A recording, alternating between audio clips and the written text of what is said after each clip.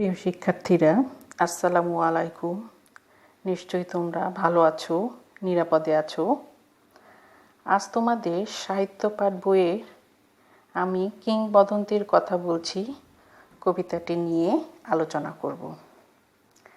প্রথমে আমরা কবি পরিচিতি দেখব। দেখো, আমি কিংবদন্তির কথা বলছি, কবিতাটি লিখেছেন আবু জাফর ওবায়দুল্লাহ। এই মহান কবি জন্ম 1934 খ্রিস্টাব্দে 8ই ফেব্রুয়ারি, বরিশাল। তিনি 21 পদক ও বাংলা একাডেমি পুরস্কারে ভূষিত হন। তার উল্লেখযোগ্য কিছু গ্রন্থ আছে,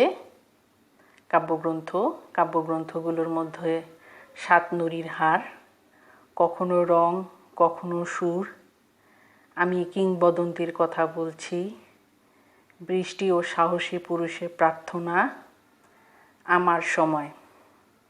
আর এই মহান কবি মৃত্যুবরণ করেন 2001 খ্রিস্টাব্দে 19শে মার্চ, ঢাকায়। এখন দেখো, আমি কিংবদন্তির কথা বলছি, কবি আবু জাফর ওবায়দুল্লাহ।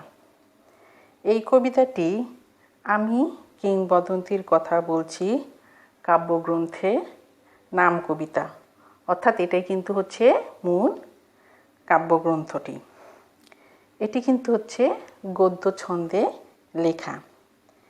এই কবিতাটি হাজার বছরের ইতিহাস ও ঐতিহ্য চেতনার প্রেরণা, বাঙালির জাগরণ ঘটেছে এই কবিতাটির মধ্য দিয়ে। তাহলে চলো শিক্ষার্থীরা, আমরা এবার কবিতাটির মূল আলোচনায় চলে যাই। তাহলে শিক্ষার্থীরা, প্রথমে কবিতাটির কথা বলে নিই। কবিতাটির নাম আমি কিংবদন্তির কথা বলছি। এখন তোমাদের মনে হতে পারে, কিংবদন্তি কারা? কিংবদন্তি শব্দের অর্থই বা কী? কিংবদন্তি তাদেরকেই বলেছেন কবি, ওই সব ব্যক্তি যারা নিজেদের কর্মফল দ্বারা জগতে বিখ্যাত হয়ে আছেন, যাদের দ্বারা আমরা সুন্দর একটি দেশ পেয়েছি, স্বাধীন একটি বাংলাদেশ পেয়েছি। সেই কিংবদন্তি কারা? ওই সব পূর্বপুরুষরা, অর্থাৎ আমার বাবা, তার বাবা, এদেরকেই কিন্তু কবি বলেছেন পূর্বপুরুষ বা কিংবদন্তি। তাহলে কবিতাটিতে চলো যাই। বলছে, আমি আমার পূর্বপুরুষের কথা বলছি। তাহলে পূর্বপুরুষ কারা? কাদের কথা বলছে? দাসত্বের শৃঙ্খলে বন্দী সংগ্রামী পরিশ্রমী জাতি, অর্থাৎ আমাদের পূর্বগামী সন্তানেরা। তাহলে বলছে আমি আমার পূর্বপুরুষের কথা বলছি, অর্থাৎ কবি কাদের কথা বলছে তাহলে? অর্থাৎ দাসত্বের শৃঙ্খলে যারা বন্দী ছিল, কিন্তু তারা ছিল কিন্তু সংগ্রামী, পরিশ্রমী, সেই সব পূর্বপুরুষের কথা বলছেন কবি। এরপরে বলছে, তার করতলে পলিমাটি সৌরভ ছিল। এখন করতলের শব্দের অর্থ হচ্ছে হাতের মুঠোয়, পলিমাটি সৌরভ সাফল্যে শস্যদানা। তাহলে যারা হচ্ছে পরিশ্রম করে আমাদের জন্য শস্য ফলাতো, সেই সব শ্রমিকদের কথাই কিন্তু কবি এখানে তুলে ধরেছেন। কারণ তা আগের দিনে কিন্তু অধিকাংশ মানুষই ছিল হচ্ছে কৃষিজীবী। তারা যখন জমিতে চাষ করত, সোনা ফলাতো, তাদের হাতে একটা মাটির সৌরভ অর্থাৎ গন্ধ থাকতো। এরপরে বলছে, তার পিঠে রক্ত জবার মতো ক্ষত ছিল। রক্ত জবা হচ্ছে অত্যাচারের আঘাত, নিপীড়নের প্রতীক। সেই সময় নীলকল চাষটা ছিল হচ্ছে বেশি পরিমাণে। কৃষকরা যখন হচ্ছে নীল চাষ করতো না, তখন ব্রিটিশরা তাদের উপরে বিভিন্নভাবে অত্যাচার করত। তখন তাদেরকে এমনভাবে আঘাত করত যে পিঠের মধ্যে তাদের যে ক্ষত চিহ্ন ছিল, সেই ক্ষত চিহ্নটা রক্ত জবার মতো টক টক করে উঠত। সেই ক্ষতর কথাই বলছেন।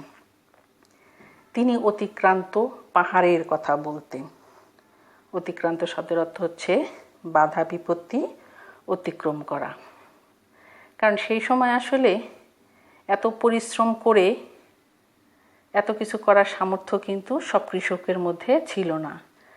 তারা হচ্ছে সেই জন্য কবি বলছেন যে তিনি অতিক্রান্ত পাহাড়ের কথা বলতেন, অর্থাৎ পরিশ্রম করেই কিন্তু তাদেরকে সোনা ফলাতে হতো।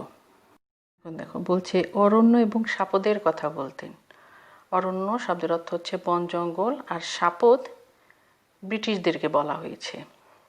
তাহলে সেই সময় বন জঙ্গল আর ব্রিটিশদের থেকে রক্ষা পাওয়াকে কবি বলছেন অরণ্য এবং সাপদের কথা বলতেন। পতিত জমি আবাদের কথা বলতেন।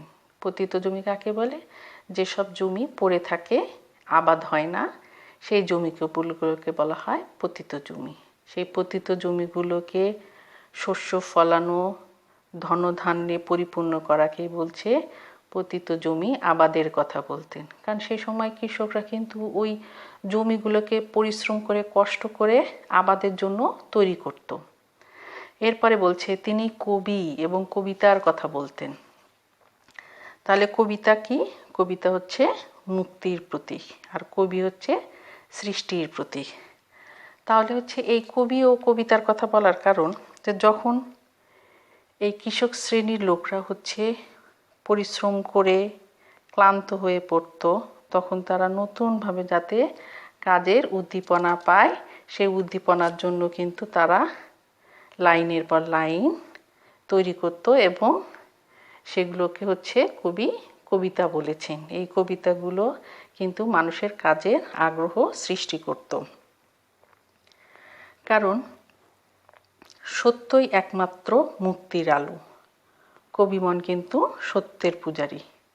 ওই যে সত্য কথা বলতো কৃষক শ্রেণীর লোকেরা, তখন কিন্তু তার জন্য কিন্তু তারা নানাভাবে অত্যাচারিত হতো, কিন্তু তারপরে কিন্তু তারা সত্য কথাগুলো বলতো। এই কথাগুলোকেই হচ্ছে কবি বলেছেন। তাহলে কবি কাদেরকে বলবো আমরা? কবি বলবো সেই সব শ্রেণীর লোকদেরকে যারা হচ্ছে পরিশ্রম করত, আর তাদের উচ্চারিত যে কথাগুলো ছিল, তারা যে পরিশ্রম করত কিন্তু সেই পরিশ্রমের জন্য যে উদ্দীপনা তৈরি করত, লাইনের পর লাইন কবিতার আকার দিত, সেই কবিতাগুলোকেই বলা হয়েছে মানে মানুষের যে অনুভূতি, সেই অনুভূতিগুলোই হচ্ছে কবিতা। পরিশ্রম করছে, তারপরে যে ওরা জানে যে এই পরিশ্রমের ফল হয়তো তারা পেতেও পারে, নাও পেতে পারে, এই যে অনুভূতিগুলো, এই অনুভূতিগুলোই হচ্ছে কবিতা। জিহ্বায় উচ্চারিত প্রতিটি সত্য শব্দ কবিতা। সেই সময়কার মানুষরা হচ্ছে কৃষক শ্রেণীর লোকেরা, তারা হচ্ছে তাদের মুখ দিয়ে যে কথাগুলো বের হতো, সেই কথাগুলো কিন্তু হচ্ছে কি ছিল? এক একটা শব্দ। সেই শব্দগুলোই ছিল কবিতা। এটা হচ্ছে, এই শব্দগুলোকে বলা হতো শস্যদানা। এটা হচ্ছে বেঁচে থাকার একটা অনুপ্রেরণা। এই অনুপ্রেরণা কি ছিল? এই অনুপ্রেরণা ছিল হচ্ছে কবিতা।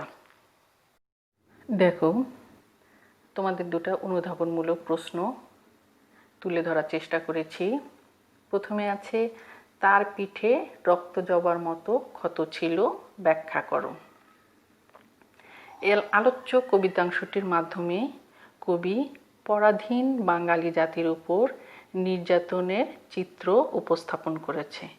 অর্থাৎ তোমাদের যে বললাম যে সেই সময় হচ্ছে যারা কৃষক শ্রেণী ছিল, তাদের উপর ব্রিটিশরা বিভিন্নভাবে অত্যাচার করত নীল চাষ করার জন্য, সেই কথাটি এখানে তুলে ধরেছেন। দ্বিতীয়টা হচ্ছে জিহ্বায় উচ্চারিত প্রতিটি সত্য শব্দ কবিতা, পংক্তিটি দ্বারা কি বোঝায়?